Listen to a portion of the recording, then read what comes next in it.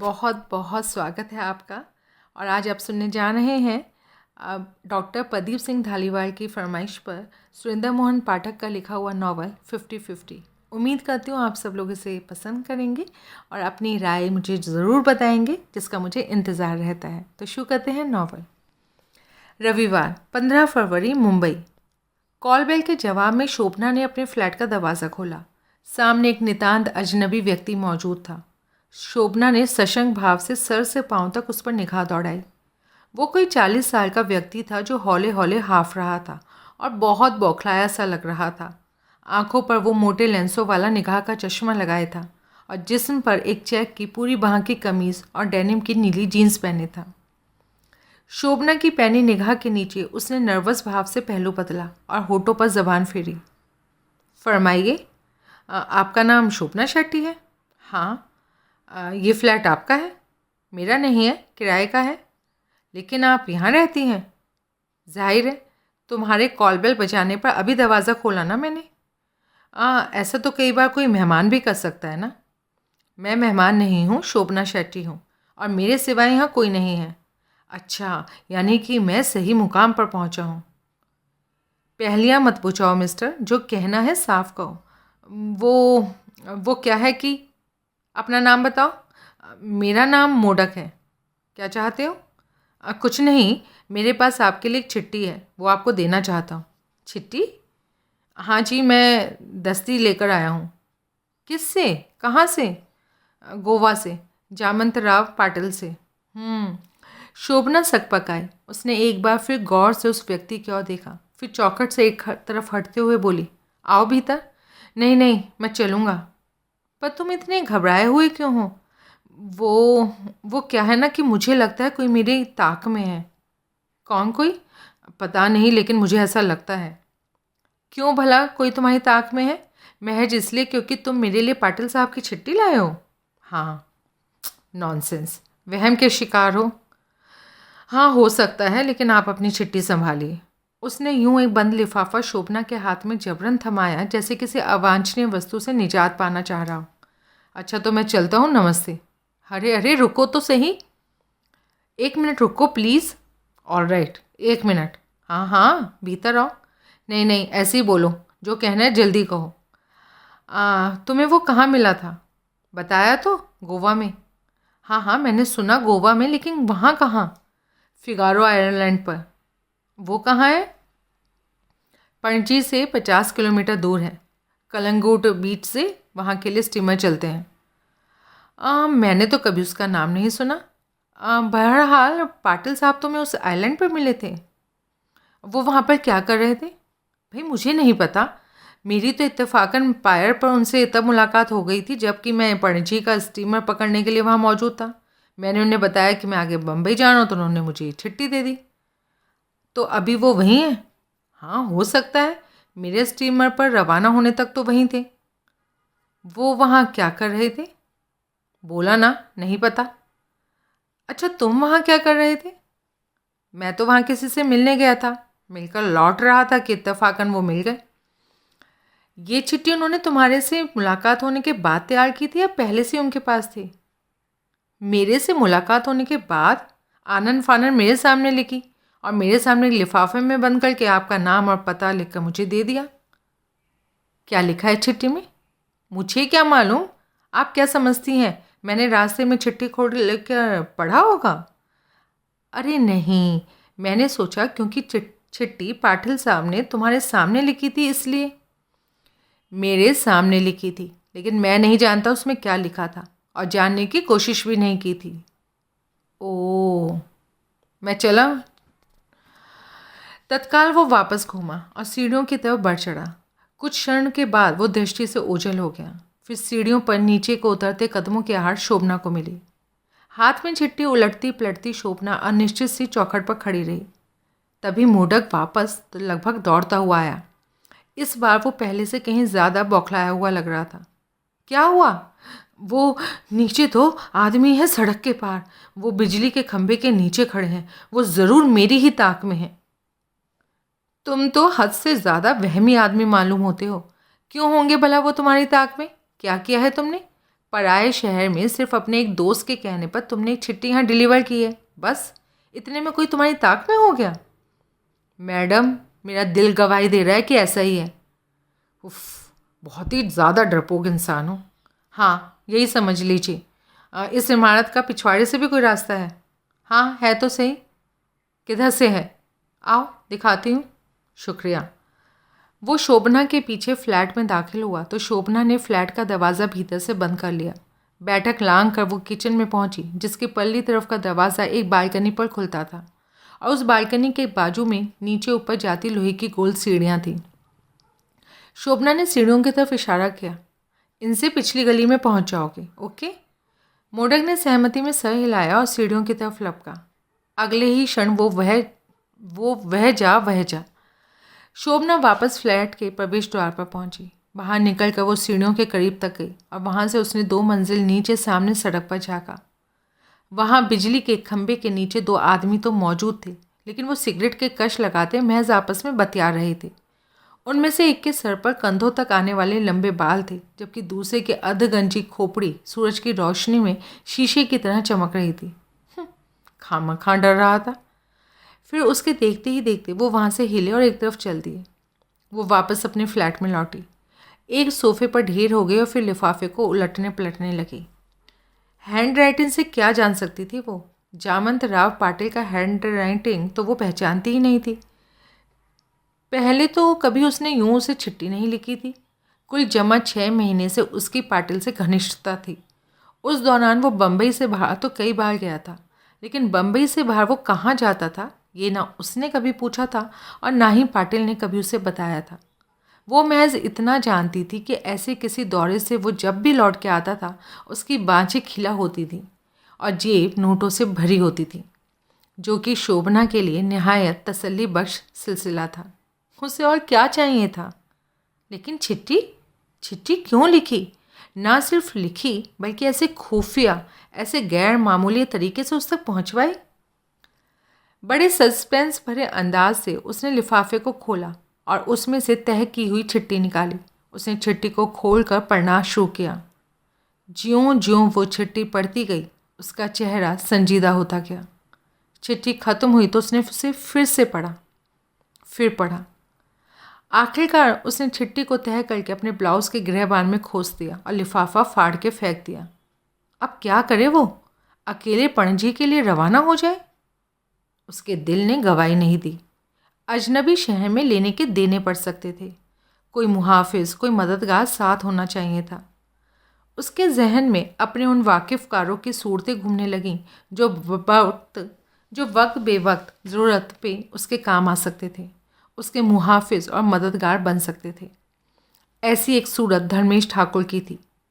6 महीने पहले हुई आखिरी मुलाकात तक धर्मेश ठाकुर सायान के एक चाल के एक कमरे में रहता था। शोभना वहाँ पहुँची तो उसे मालूम हुआ कि 3 महीने पहले ही वो अपना वो ठिकाना छोड़ गया था। छोड़कर कहाँ गया था किसी को नहीं मालूम था। शाम तक उसने कुछ और ऐसे स्थानों के चक्कर लगाए जहाँ की धर्मेश के पाए जाने की संभावना थी, लेकिन वो कहीं नहीं मिला।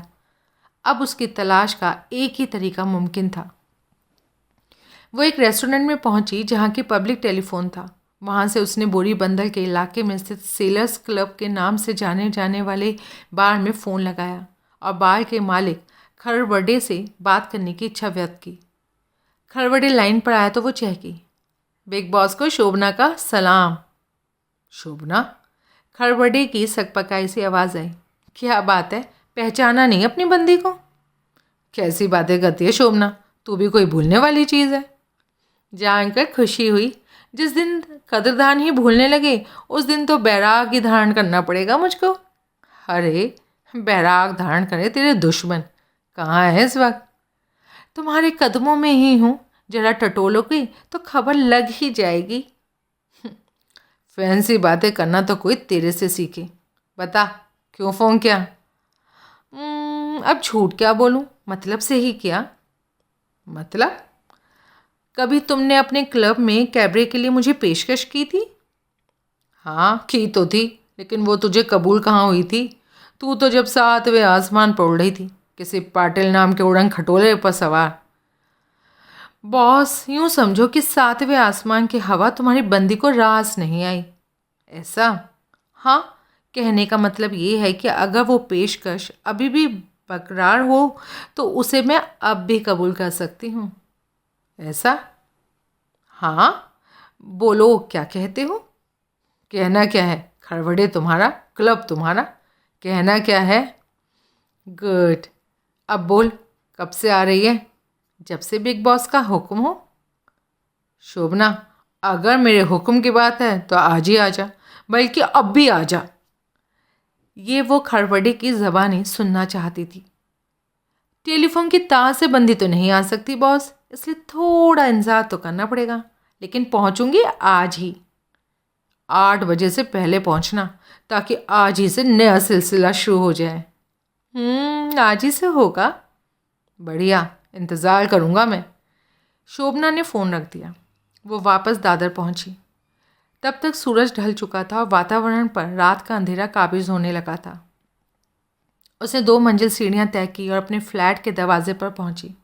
उसने पर्स से चाबी निकालकर उसे दरवाजे के बिल्ट इन लॉक के की होल की तरफ बढ़ाया तो एकाएक ठिठकी। दरवाज़ा चौखट से मिला हुआ नहीं था। क्या वो ही अनजाने में दरवाजे को ठीक से ताला लगाना भूल गई थी? नहीं, तत्काल उसकी अकल ने विरोध किया। ऐसा नहीं हो सकता था। वो ताला लगाना भूल सकती थी, लेकिन दरवाज़ा भी ठीक से बंद ना कर पाई हो, ये तो हो नहीं सकता था। तो क्या भीतर कोई था? उसकी आंखों के आगे मोडक का आशंकित चेहरा और सिगरेट पीते उन 2 सायों का अक्स उभरा, जिन्हें कि उसने सड़क पार लैंप पोस्ट के नीचे खड़े देखा था। क्या माजरा था? उसने हौले से दरवाजे को धक्का दिया। भीतर अंधेरा था, सन्नाटा था। कौन है भीतर? वो हिम्मत करके बोली। कोई जवाब नहीं मिला। उसने हाथ बढ़ाकर बिजली का स्विच बोर्ड टटोला और एक स्विच ऑन कर दिया। जलने की तैयारी में एक ट्यूबलाइट झिलमिलाई, लेकिन मुकम्मल रोशनी होने से पहले ही एकाएक एक साया दरवाजे के पीछे के सामने कूदा।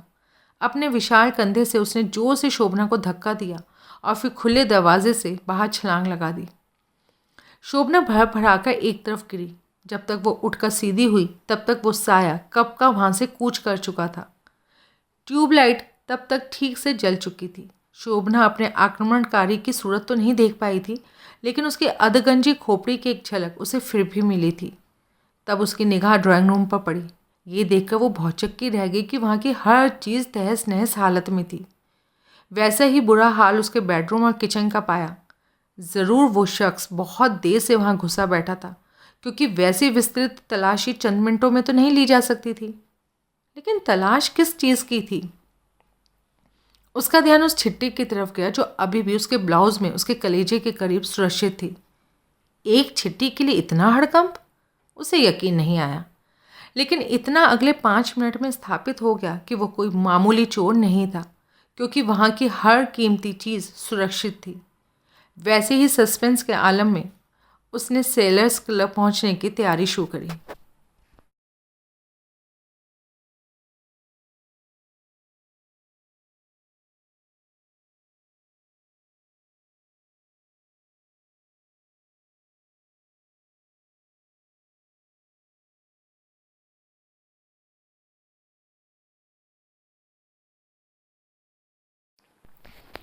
सोमवार 16 फरवरी मुंबई। अगले रोज़ दोपहर के करीब शोभना सोकर उठी। रात 1 बजे वो क्लब से वापस लौटी थी। इस लिहाज से दोपहर तक सोती रहना तो उससे वैसे ही अपेक्षित था। वैसे भी 10 साढ़े 10 से पहले वो शायद ही कभी सोकर उठती थी। नित्य कर्म से निवृत्त होकर वो किचन में पहुंची, जहां उसने अपने लिए चाय बनाई। उसने प्रवेश द्वार के नीचे से भीतर सरकाया गया उस रोज़ का अखबार उठाया और वापस बेडरूम में पहुंच गई। चाय की चुस्कियों के साथ उसने अखबार पर निगाह डालना शुरू किया। एकाएक वो चौंकी। मोडक की तस्वीर उसे मुख्य पृष्ठ पर छपी दिखाई दी थी। साथ में हेडलाइन थी, खड़ा पारसा में निर्मम हत्या। उसने जल्दी जल्दी हेडलाइन के नीचे छपी खबर पढ़ी। खबर के मुताबिक शांताराम मोडक की लाश आधी रात के करीब उसके एक पड़ोसी ने खड़ा पारसा में स्थित उसके घर से तब बरामद की थी जब वो टेलीफोन करने के इरादे से वहाँ पहुँचा था। तत्काल उसने पुलिस को फ़ोन किया था। मोडक वैसे फैमिली मैन था, लेकिन उन दिनों उसकी बीवी बच्चों को लेकर नासिक में स्थित अपने मायके गई हुई थी। क्योंकि खुद मोडक भी पिछले कुछ दिनों से घर पर नहीं था। अड़ोस पड़ोस में उसकी बाबत कहा जाता था कि वो किसी कंपनी में ट्रैवलिंग सेल्समैन था, जबकि पुलिस के एक प्रवक्ता का कहना है कि वो एक ढका छुपा स्मगलर था और अंडरवर्ल्ड के कुछ लोगों के साथ उसके गहरे ताल्लुकात थे। पुलिस की तफ्तीश बताती थी कि मौत से पहले मोडक को काफ़ी टॉर्चर किया गया था। अड़ोस पड़ोस में उसकी आवाज़ ना सुनी जा सके, इसके लिए उसके मुंह में एक कपड़ा ठूस दिया गया था। वो कपड़ा ही वस्तुतः उसकी मौत का कारण बना था, क्योंकि टॉर्चर के दौरान वो उसके हलक में उतर गया था और दम घुटने से उसकी मौत हो गई थी। पुलिस ने उसकी मौत का कारण अंडरवर्ल्ड का ही कोई आपसी मतभेद बताया था। शोभना ने अखबार एक तरफ फेंका और सोचने लगी, क्या मोडक के हत्यारे पाटिल की चिट्ठी की बाबत उससे कुछ कबूलवा सके होंगे? नहीं, क्योंकि ऐसा हुआ होता तो अब तक वो ज़रूर वापस उसके फ्लैट पर पहुंच चुके होते, या शायद दिन दहाड़े उस पर चढ़ दौड़ना उन्हें मुनासिब ना लगा हो, इसलिए वो रात होने का इंतज़ार कर रहे हो सकता था। अपने अनिश की आशंका से उसका दिल लरजने लगा। क्या करे वो? धर्मेश से मुलाकात होने का इंतज़ार करे? किसी और की, मसलन खरवड़े की या उस जैसे किसी और कदरदान मेहरबान की मदद हासिल करे, या फिर पुलिस से संपर्क करे? उसका एतबार क्योंकि धर्मेश पर ही सर्वाधिक था, इसलिए उसने फ़िलहाल बाकी दो रास्तों से किनारा करने का ही फैसला किया। फिर उसने उठकर कल से ही बुरे हाल में पहुंचे अपने फ्लैट को व्यवस्थित किया और किचन में जाकर फिर चाय बनाने के लिए गैस पर चाय का हैंडल वाला बर्तन रखा। बर्तन में उसने इतना पानी डाला कि एक प्याली चाय बना लेने के बाद उसी उबलते पानी में वो चावल भी उबाल लेती। तभी कॉल बेल बजी। सक पकाई सी वो प्रवेश द्वार पर पहुंची और सशंक भाव से बोली, कौन? पुलिस। उसने तत्काल दरवाज़ा खोला। सामने उसे एक वर्दीधारी सब इंस्पेक्टर खड़ा मिला। नमस्ते, मेरा नाम गोतमारे है, सब इंस्पेक्टर हूँ, थाने से आया हूँ, आपसे कुछ पूछताछ करनी है। मेरे से? आप जानते हैं मैं कौन हूँ? सिर्फ इतना जानता हूँ कि आपका नाम शोभना शेट्टी है और इस फ्लैट में रहती हैं आप। कैसे जानते हैं? वैसे ही जैसे जाना जाता है। पुलिस का काम जानना ही होता है, इसलिए तफ्तीश की जाती है मैडम। अब क्या जानना है आपको? चलिए अंदर, बताता हूँ। वो एक तरफ हटी तो सब इंस्पेक्टर भीतर दाखिल हुए और उससे पहले जाकर सोफे पर बैठ गया। तशरीफ़ रखिए, वो यूँ बोला जैसे घर उसका हो और वो यहाँ मेहमान आई हो। शोभना उसके सामने एक सोफ़ा चेयर पर जा बैठी। घर में और कौन है? जी मैं यहाँ अकेली रहती हूँ। कल रात खड़ा पासा में शांतानाम मोडक नाम के एक आदमी का उसके घर में कत्ल हुआ है। खबर आज के अखबार में छपी है, आपने देखी होगी। हाँ देखी थी। आप उस शख्स को जानती थी? जी किसको? मोडक को, जो मर गया। हरगिज़ भी नहीं, कौन कहता है ऐसा? वो आपको जानता था। हाँ, ये भी कौन कहता है? तभी तो कल वो आपसे मिलने यहाँ आया था। कैसे मालूम? पुलिस के पास मालूमात के अपने तरीके होते हैं, अपने ज़रिए होते हैं। फिर भी बताइए तो, आपको कैसे मालूम? आप तो इस बात से इनकार करती हैं कि कल मोडक यहाँ आया था। हाँ हाँ, मैं तो सरासर इनकार करती हूँ। मैं किसी मोडक को नहीं जानती। मोडक नाम का कोई आदमी कल यहाँ नहीं आया था। उसने अपना नाम कुछ और बताया हो सकता है। अखबार में जो तस्वीर छपी है वो उसकी मुर्दा सूरत की है। कई बार लाश से शक्ल नहीं पहचानी जाती। मैडम, हमें यकीनी तौर से मालूम है कि मोडक कल यहाँ आया था और आपसे मिला था। भले ही आप उसे अखबार में छपी तस्वीर से ना पहचानती हूँ, नाम से ना पहचानती हूँ। क्या? शोभना हड़बड़ाई। मवालियों की तरह सब इंस्पेक्टर का क्या कहना उसे बड़ा अजीब लगा। अब बताइए वो क्यों आया था और क्या चाहता था आपसे? अरे मैंने कब कहा कि ऐसा कोई शख्स यहाँ आया था? आप क्यों खामखा मुझे ज़बान देने की कोशिश कर रहे हैं?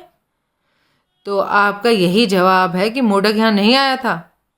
हाँ यही जवाब है, और आपकी जानकारी जो है वो सरासर गलत और बेबुनियाद है। आप जामवंत राव पाटिल से वाकिफ़ हैं? कौन जामवंत राव पाटिल? सवाल मैंने पूछा है, केवल जवाब दीजिए। हाँ हाँ मैं वाकिफ़ हूँ। कैसे वाकिफ़ हैं? वैसे ही जैसे हुआ जाता है। क्या ताल्लुक़ है आपका उससे? मुझे नहीं पता ताल्लुक़ से आप क्या समझते हैं। अलबत्ता फ्रेंडशिप है मेरी पाटिल साहब से, वैसी जैसे इस शहर के कई अन्य लोगों से है। आजकल कहाँ है पाटिल साहब? भाई मुझे क्या पता, वो कोई मेरे साथ थोड़ी ना रहते हैं, मेरे पल्लू से बंधे। कब से मुलाकात नहीं हुई? जी 1-1.5 हफ्ता हो गया। 1-1.5 हफ्ता पहले आपसे कहाँ मिले थे वो? इस फ्लैट में? नहीं तो एक बार में। नाम बताओ। सेलर्स क्लब, बोरी बंदर के इलाके में है। कहाँ है अब पाटिल साहब? भाई मुझे क्या पता, मैंने आपको बताया तो सही। आप उनसे फिर मुलाकात की उम्मीद तो कर ही रही होंगी।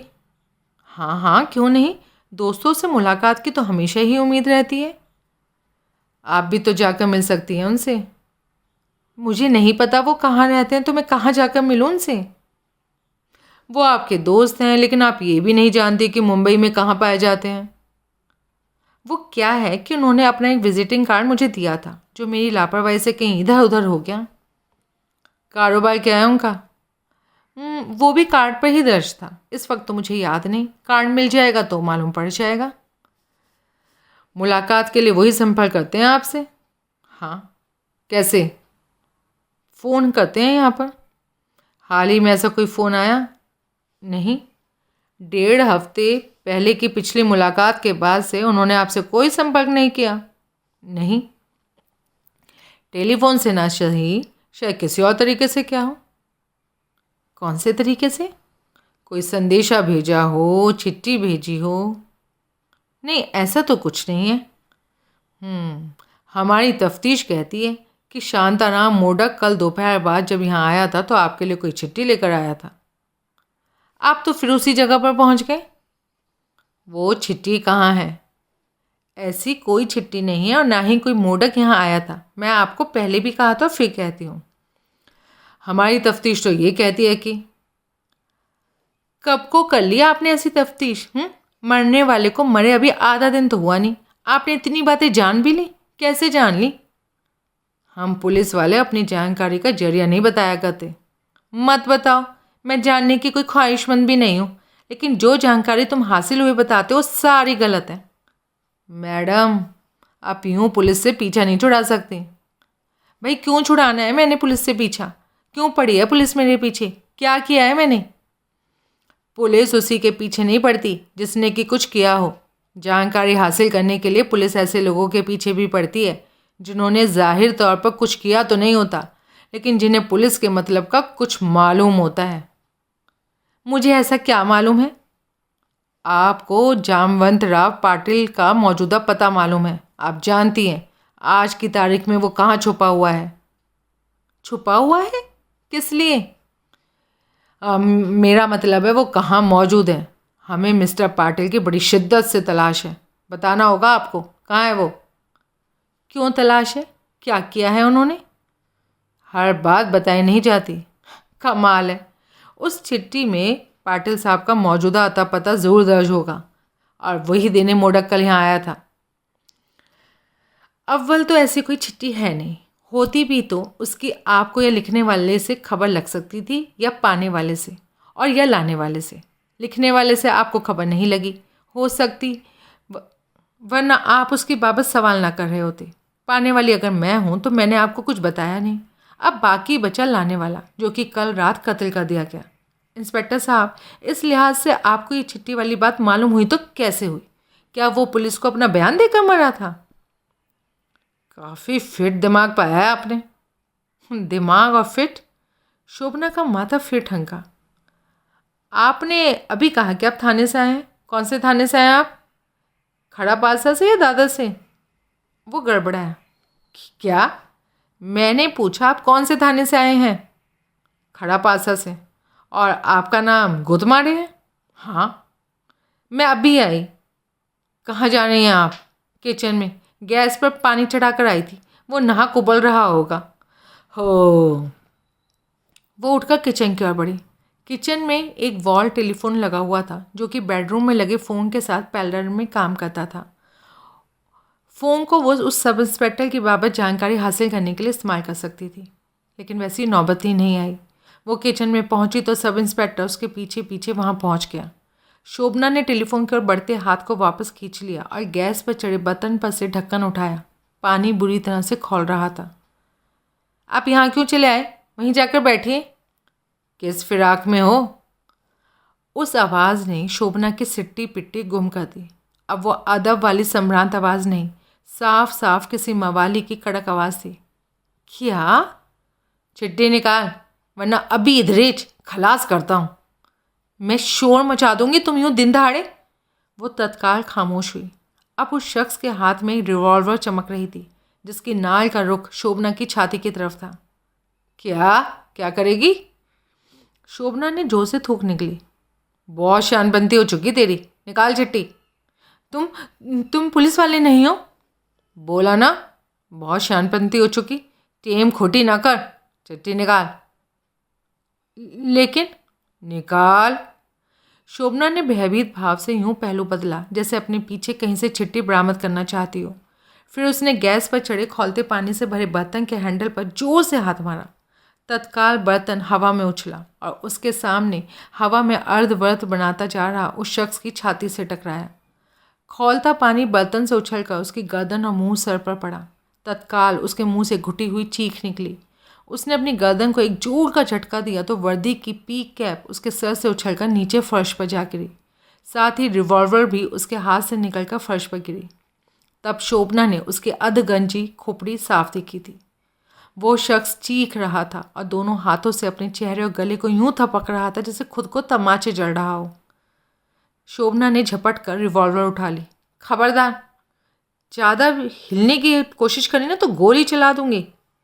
धमकी कारगर साबित हुई। वो शख्स तत्काल वहाँ से भाग निकला। उसके जाने के भी कितनी ही देर बाद शोभना की जान में जान आई। तब सबसे पहले उसने फ्लैट का प्रवेश द्वार मजबूती से भीतर से बंद किया। अब एक बात तो निश्चित थी, वो अधगंजा अपने उस जटाधारी साथी के साथ शुरू से ही मोडक की ताक में था और उन्होंने ही पिछली रात मोडक के घर पर उसका कत्ल किया था। इत्तेफाक से अभी वो पाटिल की चिट्ठी की बाबत ही उन्हें कुछ बता सका ही था कि दम घुटने से उसकी मौत हो गई थी। उस चिट्ठी की खबर उन्हें मोडक के अलावा और किसी से नहीं लग सकती थी। अब वो क्या करे? अभी तो पासा संयोगवश पलट गया था, लेकिन वैसी नौबत तो फिर आ सकती थी। उन लोगों को बड़ी शिद्दत से पाटिल की तलाश थी, इसलिए जाहिर था कि वो आसानी से तो उसका पीछा छोड़ देने वाले नहीं थे। यानी कि उस फ्लैट में ही बने रहना उसके लिए खतरनाक था। अब कोई और अस्थायी ठिकाना तलाश करना उसके लिए ज़रूरी था। वो ऐसे ही किसी ठिकाने की बाबत सोचने लगी। अधगंजे व्यक्ति का नाम वास्तव में ही गोतमारे था। उसके लंबे बालों वाले साथी का नाम भंवरलाल था, जो कि तत्काल उसे एक डॉक्टर के पास लेकर गया। बचाव हो गया है। डॉक्टर गोतमारे के गले और ठोड़ी के आसपास के एक हिस्से पर मलहम सी मलता हुआ बोला। ज़्यादा पानी कपड़ों पर ही पड़ा, वहीं से उछलकर गले और चेहरे पर पड़ा, इसलिए बचाव हो गया, वरना सारी शक्ल कचालू बन गई होती। बहुत जलन हो रही है। अभी आराम आ जाएगा, आधा घंटा इंतज़ार करो, कल तक काफ़ी ठीक हो जाओगे। शुक्रिया। कौन से थाने से हो? थाना? भाई सब इंस्पेक्टर की वर्दी पहने हो तो किस थाने से? नहीं डॉक्टर साहब, तत्काल भंवरलाल बोला, हम तो फिल्मों में एक्स्ट्रा हैं, रोल के लिए वर्दी पहनी है। ओह, स्टूडियो की कैंटीन में खुद चाय बनाने की कोशिश कर रहा था, जबकि खोलता पानी खुद के ऊपर पलट बैठा। हो, ट्यूब ले जाओ, 2 घंटे बाद लगाना। ठीक है जी, 50 रुपये। भंवरलाल ने 50 रुपये अदा किए और फिर दोनों वहाँ से रुखसत हुए। सड़क पर एक काली फिएट कार मौजूद थी, जिस पर दोनों सवार हुए। भंवरलाल ने कार सड़क पर आगे बढ़ाई। गोतमारे हौले हौले करहा रहा था। अच्छा हुआ तू साला इसी काबिल है, एक छोकरी को नहीं संभाल सका, ऊपर से अपनी पाव भाजी बनवा लाया और रिवॉल्वर भी छिनवा लाया। इत्तेफाक से हुआ। अब हम जा कहाँ रहे हैं? वापस कमाठीपुरे जा रहे हैं, चुल्लू भर पानी में डूब मरने। क्यों जा रहे हैं? क्या मतलब? वो लड़की अभी वहीं होगी, हम फिर माथा फिरेला है। हमारी शक्ल देखते ही इस बार वो आसमान सर पर उठा लेगी। गोली भी चला बैठे तो वांदा नहीं। तो दिन में कुछ नहीं हो सकता, रात को ट्राई मारेंगे, आधी रात को, बल्कि उसके भी बाद। और भाई को फ़ोन लगाना होगा। क्यों? वो बोला ऐसे, रोज़ का रोज़ खबर करने का। भाई को ये भी खबर करेगा कि अभी अभी पीछे दादर में क्या हुआ। करना ही पड़ेगा, साले हलकट, तेरी खैर नहीं। गोद मारे सर से पांव तक कांपा, फिर कार खामोशी से कमाठीपुरे की ओर बढ़ती गई। धर्मेश ठाकुर अपने दोस्त देसाई के साथ सेलर्स क्लब पहुंचा। क्लब में काफ़ी भीड़ थी। बड़ी कठिनाई से वो हॉल में एक टेबल हासिल कर पाए। हॉल के स्टेज पर एक देसी पॉप सिंगर विलायती पॉप सॉन्ग गा रही थी, जिसे शायद ही कोई सुन रहा था। सेलर्स क्लब जाने का आइडिया देसाई का था। वो उधर से गुजर रहे थे कि देसाई ने वहीं 2-2 पैग मार लेने की पेशकश की, जिसे धर्मेश ठाकुर को भी कबूल था। धर्मेश ठाकुर कोई 32 साल का गोरी रंगत वाला फिल्म स्टार्स जैसा रख रखाव रखने वाला व्यक्ति था। देसाई भी उसी की उम्र का, उस जैसी शक्ल सूरत वाला, उस जैसी आदतों और पसंद नापसंद वाला आदमी था, इसलिए दोनों की खूब निपटी थी। सेलर्स क्लब के नाम से जाना जाने वाला ये बार बंदरगाह के करीब था, इसलिए वो रात को अक्सर वैसे ही खचाखच भरा पाया जाता था जैसा कि वो उस घड़ी था। तभी पॉप सिंगर की परफॉर्मेंस ख़त्म हुई। चंद लोगों ने बेमन से तालियां बजाईं। वेटर उनके लिए विस्की ले आया तो दोनों सिगरेट के कश लगाते विस्की चुसकने लगे। उनके दूसरा पैग के दौरान खामोश बैंड एकाएक फिर बजा। स्टेज पर रोशनियां जगमगाई और वहाँ एक कैबरे डांसर प्रकट हुई। अरे, ये तो वही है। देसाई सकपकाया। उसने भवें उठाकर धर्मेश की तरफ देखा। कौन कौन वही है? वो कैबरे डांसर जो अभी स्टेज पर आई है। देसाई की निगाह स्टेज की तरफ उठी, फिर वापस धर्मेश की तरफ घूमी। तू जानता है इसे? हाँ। कौन है ये? चालू रकम है। वो तो होगी ही, कैबरे कर रही है तो और क्या होगी। कैसे जानता है? धर्मेश ने फौरन उत्तर नहीं दिया। उसके नए जाम में से विस्की का घूंट भरा और नया सिगरेट सुलगाया। कैबरे डांसर का नाम शोभना शेट्टी था। वो उससे काफ़ी पहले से वाकिफ़ था, अलबत्ता उसके मौजूदा धंधे से वाकिफ़ नहीं था। शोभना कैबरे भी करती थी या कर सकती थी, या कैबरे करना उसे कबूल था, ये बात उसके लिए नहीं थी। वैसे कैबरे के लिए कोई ख़ास काबिलियत तो दरकार होती नहीं थी। लड़की नौजवान हो, जो कि शोभना थी, हसीन हो, वो भी वो थी, कसी हुई हो, उस डिपार्टमेंट में भी उधर कोई कसर नहीं थी, तो बाकी काम तो म्यूज़िक की लय पर हिलना डुलना और जिस्म नुमाया करना ही होता था। डांस के जो छोटे मोटे स्टेप्स शोभना उस वक्त पेश कर रही थी, वो तो बच्चे भी महज सिनेमा देखकर सीख ही जाते थे। शोभना कोई लगभग 24 साल की, लंबी ऊंची भरे भरे बदन वाली निहायत खूबसूरत युवती थी। उसके रेशम जैसे मुलायम भूरे बाल लंबे थे, जो कि उसकी कमर से नीचे तक जाते थे। उसका रंग अंग्रेज़ों जैसा गोरा था और रोमनों जैसे उसके नयनक्ष थे। कभी कोई विलायती परिधान पहनती तो एकदम से फॉरेनर मालूम होती थी। शोभना से उसकी वाकफियत की वजह कारोबारी थी, कारोबार जो कि उसका भी था और धर्मेश का भी। शोभना 6 महीने पहले तक एक ढकी छुपी हाई क्लास कॉल गर्ल थी और धर्मेश उसका उसी ढंग का छुपा हुआ दलाल था। अलबत्ता खुद को हाई क्लास कहने की ज़रूरत वो नहीं कर सकता था। वैसे देसाई जैसे उसके करीबी उसे कहते थे कि उसकी शक्ल शाहरुख खान से मिलती थी, और इसी खुशफहमी से मुब्तला हो हीरो बनने की ख्वाहिश लेकर मुजफ्फरपुर से मुंबई आया था, लेकिन हकीकतन एस्ट्रा भी नहीं बन सका था। फिल्मी दुनिया से नाउमीद होकर उसने जो दर्जन भर काम पिछले 3 सालों से आजमाए थे, उनमें से एक वो भी था जो उसे शोभना के करीब लाया था। शोभना से उसकी मुलाकात कोई 1.5 साल पहले चैम्बूर के एक फिल्म स्टूडियो में हुई थी, जहाँ की वो भी स्टार बनने की ख्वाहिश से धक्के खा रही थी। वहीं ऐसे हालात पैदा हो गए थे कि गोवा से शूटिंग देखने आए एक साहब के मन में उसको हासिल करने की ख्वाहिश जाग उठी थी। उसे धर्मेश के साथ पाकर उन्होंने पता नहीं कैसे ये वाहियात मतलब लगा लिया था कि शोभना को हासिल करने की खातिर धर्मेश से बात की जा सकती थी। उन्होंने अपनी मंशा जाहिर की तो धर्मेश ने उन्हें घुड़क कर भगा दिया। वो साहब चले गए तो शोभना ने उत्सुकतावश उस बाबत धर्मेश से सवाल किया। उसने जवाब दिया और बताया कि कमीना 20,000 देने की पेशकश कर रहा था। सुनकर कुछ क्षण तो शोभना के मुंह से बोलना फूटा। फिर धर्मेश को ऐसा लगा जैसे वो भड़क कर उसके मुंह पर तमाचा जड़ने वाली थी। उसने जहनी और जिस्मानी तौर पर अपने आप को झन्नाटेदार तमाचा खाने के लिए तैयार कर भी लिया था, जबकि शोभना ने अप्रत्याशित जवाब दिया, बुलाकर लाओ। बाद में शोभना ने खुशी खुशी 5,000 रुपये उसे दिए थे। क्या हर्ज था?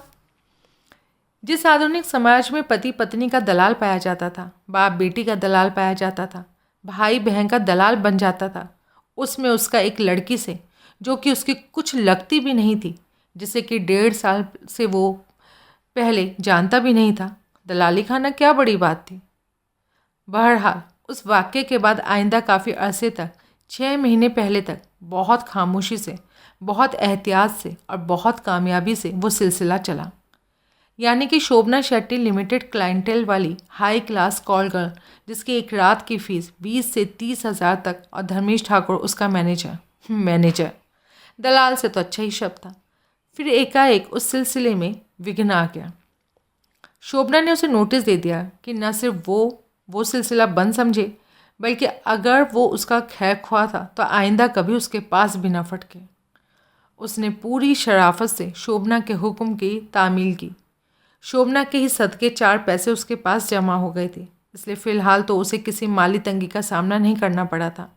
शोभना के पास तो वो सच में ही नहीं फटका था, लेकिन ये जानने के लिए उत्सुक ज़रूर था कि आखिर ऐसा क्या हो गया था जिसकी वजह से शोभना ने ऐसे मुफीद धंधे से किनारा कर लिया था। वैसे धर्मेश का खुद का अंदाज़ा ये था कि शोभना का कोई क्लाइंट ही उस पर ऐसा लट्टू हो गया था कि उसका सोल प्रोपराइटर बनने का ख्वाहिशमंद हो उठा था। और ऐसा हो जाना कोई बड़ी बात नहीं थी, लेकिन ऐसी प्रोपराइटरशिप कितनी टेम्परेरी होती थी ये कोई नहीं जानता था। तो किसी कॉल गर्ल को ऐसी पेशकश करने वाला शख्स ही जान सकता हो।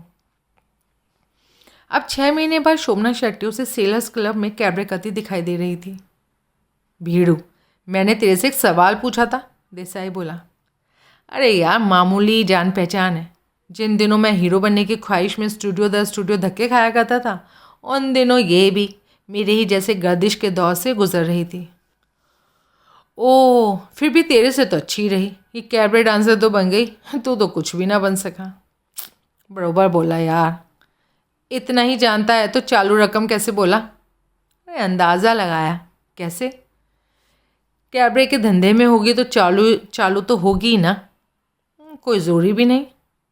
नहीं है तो ना सही। सुन, इसे कैबरे करते देख के चौंकने वाली बात क्या थी? कौन चौंका था? तेरे सिवाय और कौन है जो इस टेबल पर? मैं तो बिल्कुल नहीं चौंका था। लेकिन जब तूने कहा था कि, तभी बैंड बजना बंद हो गया। कैबरे डांसर ने दाएं बाएं झुककर सबका अभिवादन किया और फिर घूमकर पीछे लगे शनील के पर्दे को हटाकर उसके पीछे गायब हो गई। 2-3 मिनट बाद वो बार पर दिखाई दी, तब वो कैबरे की पोशाक की जगह टाइट जीन्स और स्कीवी पहनी थी। अपने खुले बाल उसने कसकर पोनीटेल की सूरत में बांध रखे थे। उसने बारमैन से ड्रिंक हासिल किया और एक स्टूल पर जम गई। लगता ही नहीं था कि वहाँ मौजूद किसी कस्टमर को इस बात का एहसास हुआ था कि वो ही थोड़ी देर पहले स्टेज पर कैबरे कर रही थी। धर्मेश को भी ना होता, अगरचे कि वो उसे पहले से ना पहचानता हो। मैं भी आया, एकाएक वो बोला। फिर देसाई के कोई एतराज़ कर पाने से पहले ही वो उठकर बाहर की ओर बढ़ चला। आधे रास्ते में वो ठिठका। उसने घूमकर पीछे देखा तो पाया कि देसाई की निगाहें अपलक उस पर टिकी हुई थी। बाहर का रास्ता छोड़कर वो टॉयलेट की ओर बढ़ गया। टॉयलेट में थोड़ा वक्त ज़ाया करने के बाद वो बाहर निकला। उसने देसाई की दिशा में नज़र दौड़ाई और उसे विस्की चुसकते और सिगरेट का कश लगाते पाया। वो बार में पहुंचा। शोभना का बार स्टूल बार के कोने में था और उस घड़ी उसके करीब कोई नहीं था। हेलो, वो करीब जाकर धीरे से बोला। शोभना ने सर उठाया। धर्मेश को सामने खड़ा पाकर उसे कोई हैरानी नहीं हुई तो वो कम से कम उसकी सूरत से न झलकी। हेलो, वो भी बोली। पहचाना? ये भी कोई पूछने की बात है? शुक्र है। किस बात का? इस बात का कि पहचाना, वरना रात के राही कहाँ याद रखते हैं किसी को। कैसी हो? बढ़िया, अपना बोलो। इधर भी सब ठीक ही है। यानी कि 6 महीने में कोई नया तीर नहीं मारा? उसने उत्तर नहीं दिया। विस्की पियोगे? उठ के नहीं चल दोगी तो पी लूँगा। वो फिर हंसी। उसने बारमैन को इशारा किया।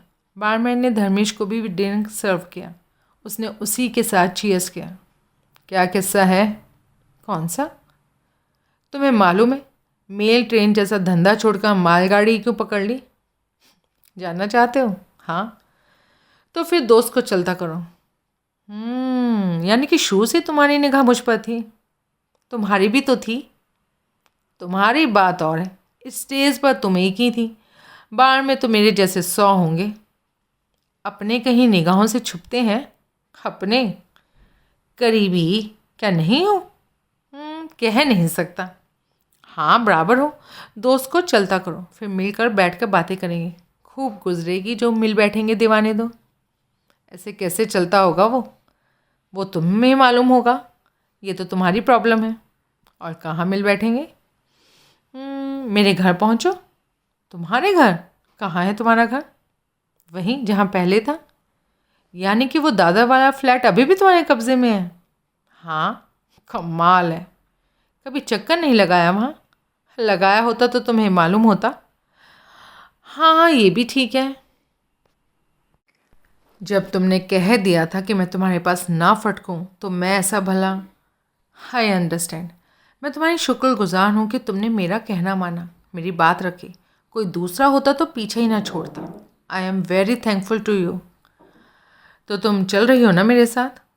मैं नहीं चल रही, मैंने बोला तुम पहुँचो। मैं पहुँचूँ? मैं वहाँ पहुँच कर क्या करूँ? मेरा इंतज़ार, जो कि पता नहीं कितना लंबा होगा। ज़्यादा लंबा नहीं होगा, लेकिन फिर भी तुम्हारे फ्लैट के सामने तुम्हारे इंतज़ार में सड़क पर आजू बाजू फिरना तो। सड़क पर नहीं फिरना होगा तो? उसने अपना पर्स खोला और उसमें से एक चाबी बरामद की। उसने चाबी धर्मेश के सामने बाहर काउंटर पर रख दी और बोला, ये लो। ओह, अब ठीक है। हाँ, मैं तुम्हारी उम्मीद से पहले वहाँ पहुँचूँगी। बढ़िया, नाउ गेट अलॉन्ग। सहमति में सर हिलाते हुए धर्मेश ने चाबी उठा ली। पिछवाड़े से जाना, वो बोली। धर्मेश की भवें उठी। कुछ लोग मेरी ताक में हैं, मैं उन पर यह ज़ाहिर करना चाहती हूँ कि फ़्लैट खाली है। ये चाबी पिछवाड़े की बालकनी में खुलने वाले किचन के दरवाजे की है। तुम किचन के रास्ते चुपचाप बेडरूम में पहुँच जाना। बेडरूम में जलती रोशनी ना सामने मेन रोड से नज़र आती है और ना पिछवाड़े की गली से, इसलिए किसी को तुम्हारी वहाँ मौजूदगी की खबर नहीं होगी। खुद मैं भी उसी रास्ते से वहाँ पहुँचूँगी। कौन लोग हैं तुम्हारी ताक में? वो किस्सा बाद में, वहाँ मुलाकात होने पर। ओके? धर्मेश ने सहमति में सर हिलाया। फिर उसने अपना विस्की का गिलास खाली किया और बारमैन की तरफ देखा। ऑन दी हर्ट्स, मैडम का मेहमान हमारा मेहमान, बारमैन का मुस्कुराता हुआ बोला। Thank you, you are welcome sir. वो घूमा और अपनी टेबल की तरफ बढ़ा। एक सवाल हथौड़े की तरह उसके जहन में बजता रहा, क्या वो मुलाकात वाकई इत्तेफाक था? धर्मेश दादर पहुंचा। वो बहुत सावधानी से लेकिन बहुत लापरवाही का प्रदर्शन करता हुआ दादर मेन रोड के उस 6 मंजिली इमारत के सामने से गुजरा जिस दूसरी मंजिल पर शोभना का फ्लैट था। सड़क पर आवाजाही बराबर थी, लेकिन उसे ऐसा कोई शख्स वहाँ न दिखाई दिया जिसकी निगाहों का मरकज़ खास शोभना के फ्लैट वाली इमारत ही होती। वो इमारत में दाखिल हुआ और लिफ्ट द्वारा 4थी मंजिल पर पहुंचा। वहाँ से सीढ़ियों के रास्ते वो दूसरी मंजिल पर पहुंचा। वहाँ से उसे शोभना के फ्लैट की निगरानी करता कोई शख्स दिखाई नहीं दिया। वो इमारत से बाहर निकला और बहुत लंबा ढेरा काट कर पिछवाड़े की संकरी गली में पहुंचा और 2 मिनट बाद वो शोभना के फ्लैट के बेडरूम में था। उसने पाया कि फ्लैट तब भी वैसा ही था जैसा कि तब था जब वो वहाँ अक्सर आता जाता था।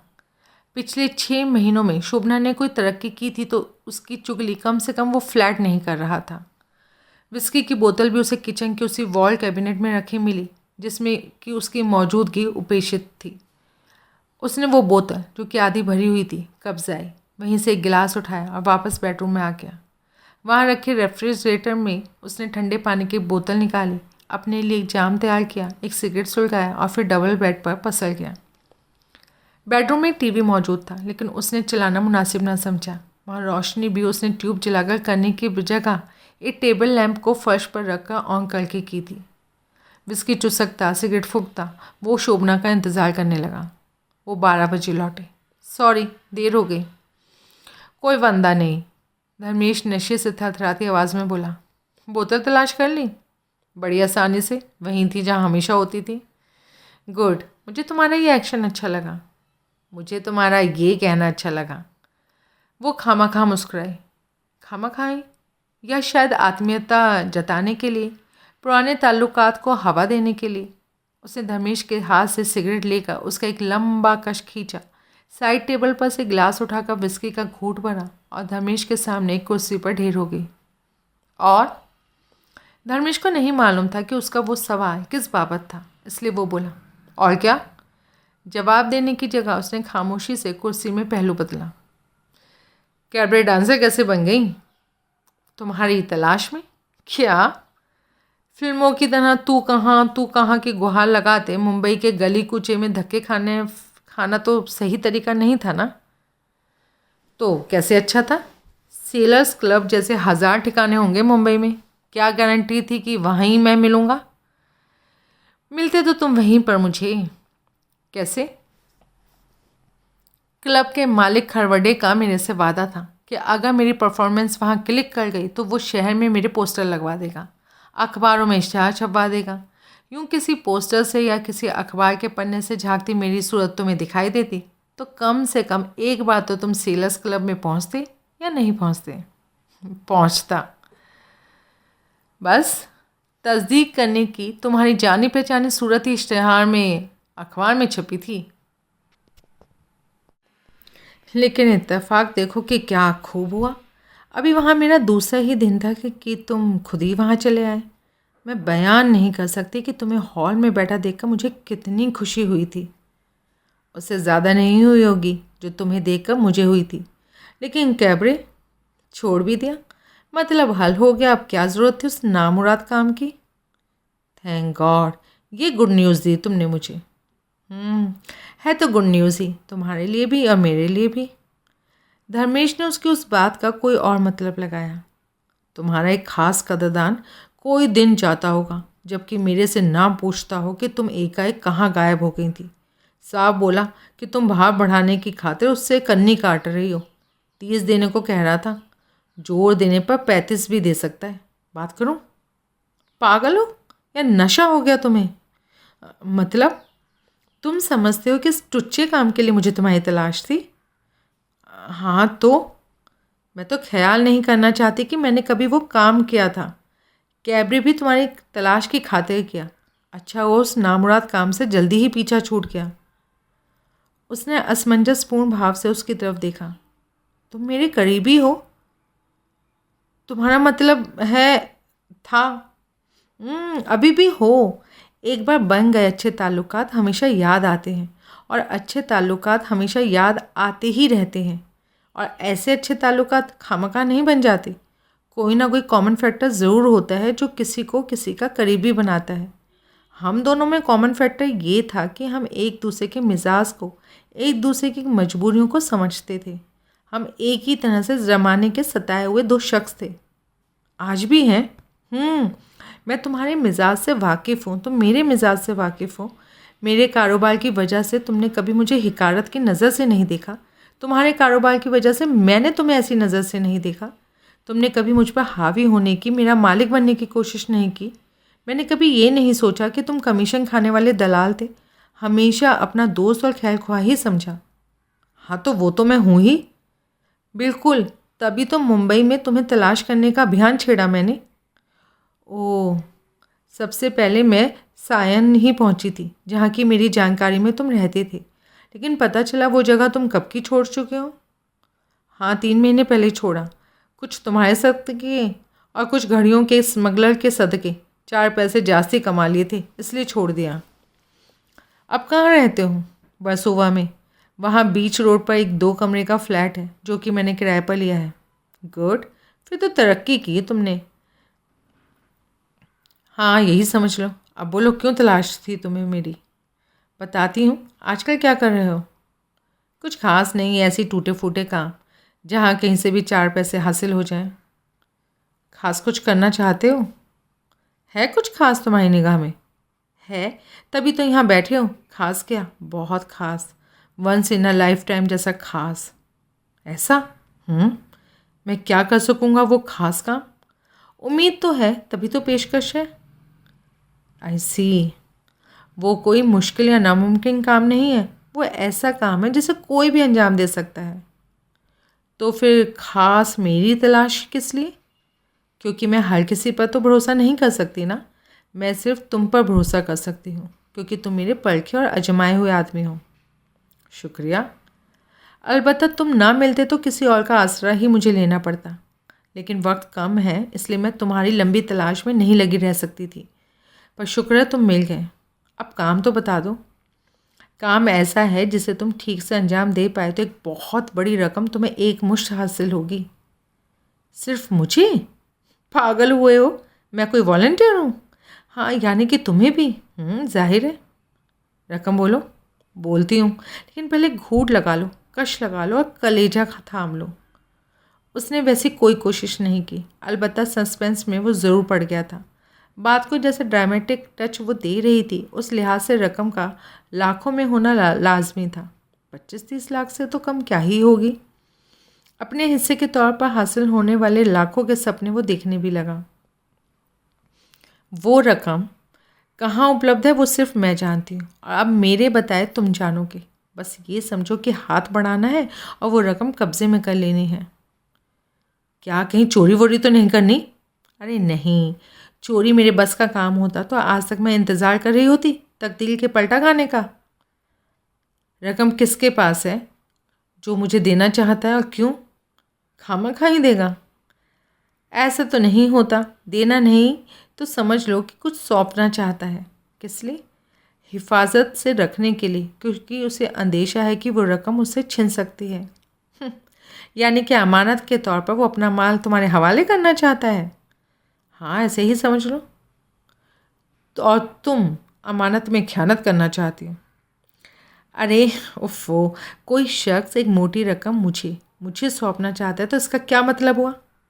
क्या? ये कि इस दुनिया में उसका मेरे से ज़्यादा करीबी कोई नहीं, ऐसा कोई नहीं जिसका वो मुझसे ज़्यादा भरोसा कर सके। उस आदमी की जान को खतरा है, मवाली उसके पीछे लगे हैं, उसका कत्ल हो सकता है।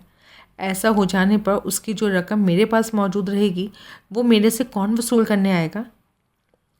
अगर मवालियों को तुम्हारी खबर नहीं है तो कोई नहीं। सो दिया।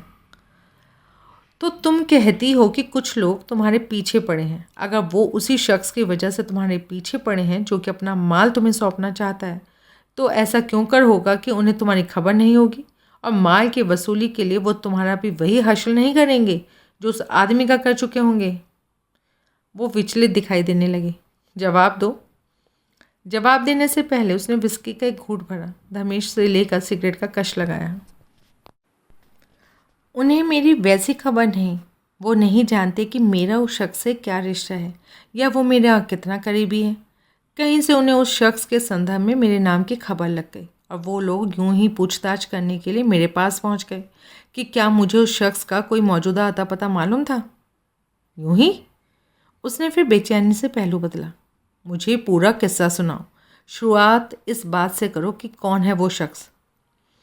सुनाती हूँ, लेकिन पहले तुम ये चिट्ठी पढ़ो। उसने चिट्ठी धर्मेश को सौंपी। धर्मेश ने पहले चिट्ठी का सरसरी तौर पर मुआयना किया। इस पर तो परसों की शनिवार 14 फरवरी की तारीख है। हाँ, लेकिन ये मुझे कल दोपहर को मिली थी। कोई दस्ती लेकर आया था। लिखने वाले का नाम जामवंत राव पाटिल दर्ज है। ये पाटिल कौन है? धर्मेश, ये वो शख्स है जो 1.5 साल पहले तुम्हारे सदके मेरा पहला ग्राहक बना था। वो जो गोवा से शूटिंग देखने आया हुआ भीड़ू जो चैम्बूर के फिल्म स्टूडियो में मिला था। वो जिसने 20,000 दिए थे। हाँ हाँ, वो आज तक तुम्हारे से ताल्लुक़ बनाए हैं। वाह, क्या बात है। कहीं ये वो ही पाटिल तो नहीं जिसकी वजह से 6 महीने पहले तूने मुझे नोटिस दे दिया था कि मैं आइंदा कभी तेरे पास ना हूँ? वही है। क्या तुम 1.5 साल से इसके टच में हो? नहीं, 6 महीने से। क्या करता है ये पाटिल? ठीक से तो नहीं मालूम, लेकिन कोई स्ट्रेट काम नहीं करता। स्ट्रेट काम में किसी के पास उड़ाने के लिए इतना पैसा नहीं हो सकता जितना कि पाटिल हमेशा चमकाता था। मेरे ख्याल से वो कोई स्मगलर है। कभी सवाल नहीं किया इस बाबत? किया, लेकिन उसने कोई जवाब नहीं दिया। हमेशा टाल जाता था। ज़िद की तो बोला कि आम खाने से मतलब है या पेड़ गिनने से। अच्छा, ये बातें छोड़ो, पहले चिट्ठी पढ़ो। उसने चिट्ठी पढ़ना शुरू किया। लिखा था, मेरी जान, ये चिट्ठी पाकर तुम्हें यकीनन बहुत हैरानी होगी क्योंकि मैंने ना कभी आज तक तुम्हें चिट्ठी लिखी है और ना इस बाबत कभी ख्याल किया। फ़ोन करना या खुद तुम्हारे पास पहुंचना मुमकिन होता तो अब भी ना लिखता। इत्तेफाक से यहाँ गोवा में मुझे मेरा एक वाकिफ़कार मिल गया जिस पर मैं भरोसा कर सकता हूँ। वो चिट्ठी ले जाकर सीधा तुम्हारे हाथ में देगा। इस बाबत मुझे डाक विभाग पर भी कोई भरोसा नहीं, किसी कुरियर सर्विस का भी भरोसा नहीं। इसलिए मैंने चिट्ठी मोडक नाम के शख्स को सौंपी है जो मुंबई के लिए रवाना हो रहा है। मैं बहुत मुसीबत में फंसा हुआ हूँ। मेरे सामने भारी संकट की घड़ी है। मेरे दुश्मन मेरे पीछे पड़े हैं जिनसे मैं छुपता फिर रहा हूँ। मेरी बाबत दरियाफ्त करने वो तुम्हारे फ्लैट में भी पहुँच सकते हैं। बहरहाल अभी तक मेरे दुश्मनों को मेरी कोई खोज खबर नहीं लगी है और मुझे उम्मीद है कि आगे भी नहीं लगेगी। मेरा मौजूदा प्रॉब्लम ये है कि जो माल मेरे पास है उसे मैं हिफाजत से तुम्हारे पास रखवाना चाहता हूँ। तुम्हारे पास इसलिए सौंपना चाहता हूँ क्योंकि तुम मेरी जान हो। मुझे तुम पर पूरा एतबार है और आज की तारीख में तुम्हारे से ज़्यादा सगा इस दुनिया में मेरा कोई नहीं है। इस घड़ी मेरे सामने जान और माल दोनों की हिफाजत की समस्या है। मैं माल तुम्हें सौंप पाऊँगा तो मेरा काम आधा हो जाएगा। लिहाजा अब मेरी तुमसे दरख्वास्त है कि तुम किसी भी तरह 18 फरवरी बुधवार दोपहर तक पणजी के होटल मेफेयर में पहुँचो। वहीं तुमने मिसेस गोपीनाथ माठे के नाम से ठहरना होगा और इस बात का पूरा पूरा ख्याल रखना होगा कि मुंबई से वहाँ तक कोई तुम्हारा पीछा ना कर सके। ऐसा कैसे मुमकिन हो पाएगा ये तुम सोचना। इसे हंसी खेलना समझना क्योंकि ये करोड़ों का मामला है। पणजी में मुलाकात के इंतज़ार में सिर्फ तुम्हारा जामवंत राव पाटिल। बुधवार 18 फरवरी, ये तो परसों है। धर्मेश चिट्ठी वापस उसे सौंपता हुआ बोला। हाँ, यानी सिर्फ कल का दिन बीच में है। चिट्ठी तो कल दोपहर की आई बता रही हो, चली क्यों नहीं गई? अकेले जाना होता तो चली ही जाती। तो इसमें तो करोड़ों का जिक्र है। हाँ, यानी ये करोड़ एक से ज़्यादा तो हैं ही। हाँ, कम से कम 2 करोड़। ओह, और इतनी बड़ी रकम में तुम्हें हिस्सेदारी कबूल है? हाँ, क्यों नहीं कबूल, तभी तो तुम यहाँ बैठे हो। मैं औरत हूँ, ऊपर से डरपोक औरत हूँ। मैं तो ये काम अकेले नहीं कर सकती। मेरे पास कौन सी तोप है? तुम मर्द हो। फिर वो कहते नहीं 1 से 2 भले, 2 से 3 भले, 4 भले। पागल मत बनो। 2 से आगे बढ़ने का मेरा कोई इरादा नहीं। माल हासिल होने की कोई गारंटी तो नहीं है? गारंटी? उसने चिट्ठी में साफ लिखा है कि वो माल मुझे सौंपना चाहता है। मेरे कहने का मतलब है कि माल के हमेशा हमेशा के लिए हासिल हो जाने की कोई गारंटी तो है नहीं। लिहाजा हम पहले माल के हाथ में आने का इंतज़ार करेंगे और फिर माल के असली मालिक के खलास हो जाने का इंतज़ार करेंगे, बशर्ते कि वो हमारे पणजी पहुंचने से पहले खलास ना कर दिया जाए। ऐसा नहीं होगा। पाटिल को यकीन होगा कि ऐसा नहीं होने वाला, तभी तो उसने ये चिट्ठी लिखी। फिर अगर ऐसा हो भी गया तो उसका क्या मतलब होगा? ये मतलब होगा कि सोने की मुर्गी भी गई और अंडा भी गया। तुम्हारे मुंह में खाक। ऐसा हुआ तो क्या करोगी? क्या करूँगी? दौलत के ख्वाब देखना बंद करूँगी और धर्मेश को कहूँगी कि जा भाई उस आदमी को पकड़ के ले आ जो रोज़ पूछता है कि मैं एकाएक कहाँ गायब हो गई थी और जो मेरा भाव बढ़ाने को भी तैयार है। बढ़िया, ये बात पसंद आई मुझे तुम्हारी, यानी कि हमेशा ही ख्यालों की दुनिया में नहीं विचरती रहती। अब बोलो क्या कहते हो? बोलता हूँ, लेकिन पहले बाकी किस्सा भी बयान करो। बाकी किस्सा? उस हत्यारे की चिट्ठी लेकर आने से लेकर अब तक के वाक़यात का खुलासा करो। शोभना ने उसे सब कुछ कह सुनाया। हे भगवान, कल दोपहर से आज शाम तक इतना कुछ हो गया। हरकारे मोडक का कत्ल हो गया। एक मवाली 2 बार तुम्हारे फ्लैट में घुस आया। तीसरी बार उसके फिर लौट के आने का तुम्हें अंदेशा है। चिट्ठी के उन लोगों को खबर है। पाटिल के तुम्हारे से ताल्लुकात की उन्हें खबर है। ये हालात तो होश उड़ा देने वाले हैं। जब मेरे होश नहीं उड़ रहे तो तुम्हारे क्यों उड़ रहे हैं? होश नहीं उड़ रहे हैं मेरे। अब जब खोखली में सर दे ही दिया तो फिर मुसूलों से क्या डरना। शुक्र है ऐसा फैसला तुमने कर ही लिया आखिरकार। देखो, मैं तो सिर्फ ये कह रहा था कि हमारे सामने सबसे पहला और सबसे अहम काम ये है कि हम हरगिज़ भी उन मवालियों की निगाहों में ना पाएँ जिनमें से एक का नाम शायद गोतमारे है। दुरुस्त। और इस लिहाज से मुंबई से हमें एक चोरों की तरह रुखसत होना होगा और ये काम बस, रेल या हवाई जहाज़ से सफ़र करने पर नहीं हो पाएगा, क्योंकि हम नहीं जानते कि हम पर निगरानी करने वाले 2 लोग हैं या इससे ज़्यादा। मतलब चोरी से मुंबई से निकलने के लिए कार सबसे मुनासिब ज़रिया है। हमें एक कार का इंतज़ार करना होगा। क्या मुश्किल है?